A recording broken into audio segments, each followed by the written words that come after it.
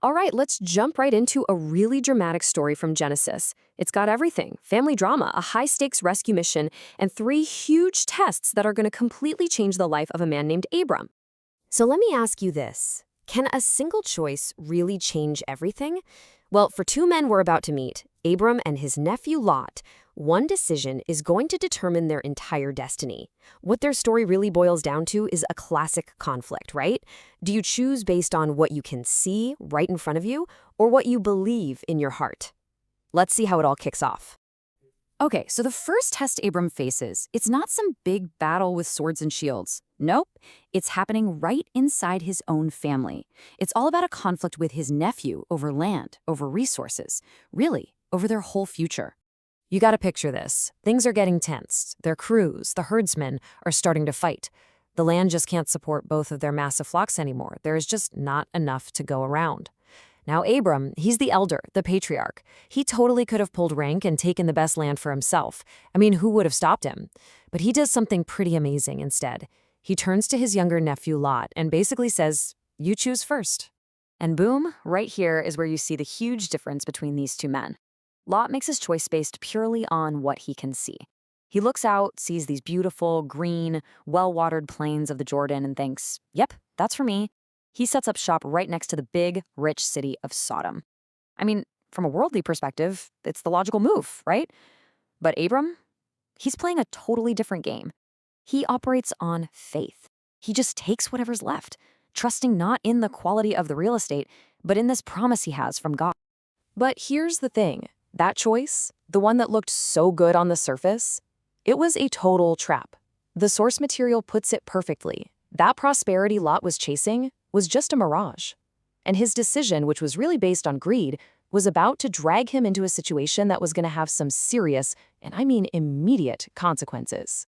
And yeah, those consequences didn't take long to show up. Not at all. See, Lot chose to be close to wealth and comfort, sure, but what he didn't realize, or maybe didn't care about, was that he was also choosing to be close to some major danger.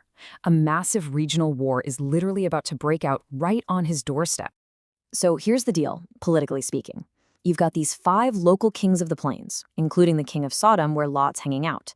They've been serving this big shot king from the north, Chedorlaomer, for 12 years, and they've had enough. They decide to rebel. Well, Chedorlaomer is not having it. He gets his three buddies, other powerful kings, and they march down and just absolutely crush the rebellion. The Southern Alliance gets totally wiped out. And this is exactly where Lot's smart choice bites him, big time. The winning army from the north plunders the city of Sodom, taking everything and everyone. And since Lot decided to live there, well, he and his entire household get swept up in the chaos. They're taken captive, dragged off as prisoners of war, just like that. So, word gets back to Abram, and now he's facing test number 2.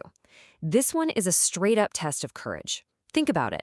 His nephew has been captured. The enemy, an alliance of 4 kings who just won a massive victory. So what's Abram gonna do? He decides to go to war. And this is the size of his army: 318. Just 318 men. That's it. I mean, seriously, does that sound like a lot to you?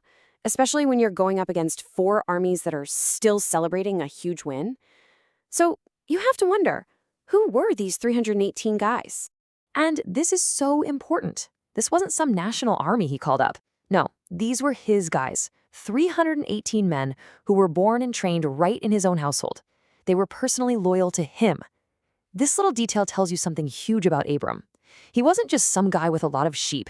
He was a powerful chieftain, a real leader who could field his own private, well-trained army at a moment's notice. And Abram doesn't waste a second. He takes his 318 men and goes after them hard. Then, under the cover of darkness, he pulls off this incredible surprise attack. He completely routs the enemy and rescues everyone. And not just Lot and his family, but all the other people from Sodom and all their stuff that was stolen. I mean, this is a spectacular military victory against insane odds. So Abram comes back as this conquering hero. The battle is won, but just when you think it's over, he's faced with his third test. And this might just be the hardest one yet. It's not a test of his bravery anymore. It's a test of his character, his integrity. As he's on his way back from the fight, two kings come out to meet him. And they are very, very different from each other. Each one is going to make him an offer. And this is it, the final critical choice that's going to show everyone who Abram really serves.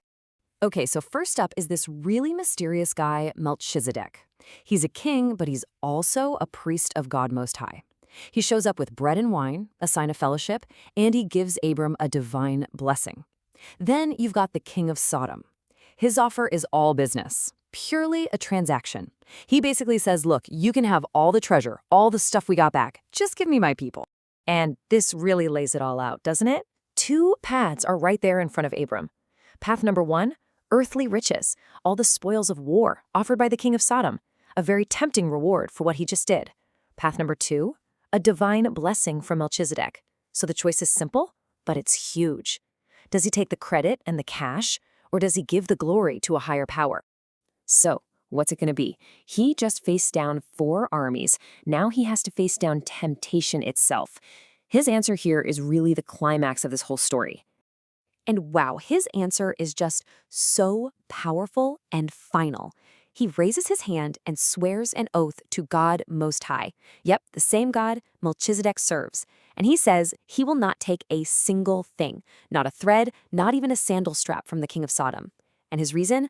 He doesn't want anyone, any human king, to ever be able to say, I'm the one who made Abram rich. You see, this is about so much more than just turning down money. It's a huge public statement. Abram is basically shouting from the rooftops that his provider, the source of all his blessing and wealth, isn't some king, and it's not the spoils of war. It's God, and God alone.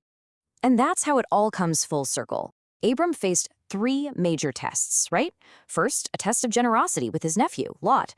Second, a test of courage against 4 kings. And finally, a test of integrity when offered all that wealth. By passing every single one, he proved that his faith wasn't just talk, it was real. And that sets the stage for the absolutely incredible covenant God is about to make with him. Abram's story kind of leaves us facing the same choice he did, doesn't it? When you achieve something, when you have a big win in your own life, what do you consider the real reward? Is it the money, the praise from other people, or is it something else? That's definitely something to think about.